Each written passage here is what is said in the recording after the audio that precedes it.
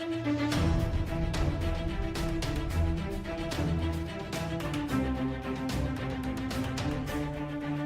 संभाजीनगरमधून एक धक्कादायक आणि संतापजनक घटना समोर आली आहे. गुटखा माफियांनी थेट FDA अधिकाऱ्यांवर हल्ला चढवत महिला अधिकाऱ्याला चिरडण्याचा प्रयत्न केल्याचा आरोप आहे. एवढंच नाही तर जप्त केलेला गुटख्याने भरलेला ट्रकही आरोपींनी पळवून नेल्याने खळबळ उडाली आहे. FDA महिला अधिकाऱ्याला चिरडण्याचा प्रयत्न, गुटखा माफियांचा थरारक हल्ला, ट्रक पळवून आरोपी फरार. नमस्कार, आपण पाहत आहात 24x7 news report. Chhatrapati Sambhajinagar जिल्ह्यातून एक धक्कादायक घटना समोर आली आहे.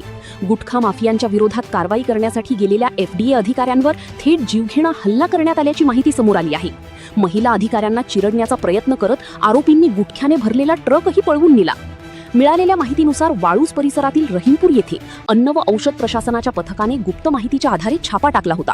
या कारवाई दरम्यान सुमारे 25 पोती प्रतिबंधित गुटखा आणि पान मसाला जप्त करण्यात आला. मात्र कारवाईनंतर परिस्थिती अचानक तणावपूर्ण बनली. काळ्या स्कॉर्पिओमधून आलेल्या काही संशयितांनी FDA पथकाला धमकावण्यास सुरुवात केली. यावेळी महिला अधिकाऱ्यांना लक्ष्य करत त्यांच्यावर वाहन चालवून चिरडण्याचा प्रयत्न करण्यात आल्याचा आरोप आहे. सुदैवाने संबंधित महिला अधिकारी प्रसंगावधान राखून बाजूला झाल्याने मोठा अनर्थ टळला. मात्र या गोंधळाचा फायदा घेत आरोपींनी जप्त केलेला गुटख्याने भरलेला ट्रक घटनास्थळावरून पळवून नेला. या घटनेनंतर पोलिसांनी तातडीने तपास सुरू केला असून जीवघेणा हल्ला, सरकारी कामात अडथळा आणि इतर गंभीर कलमांखाली गुन्हे दाखल करण्यात आले आहेत.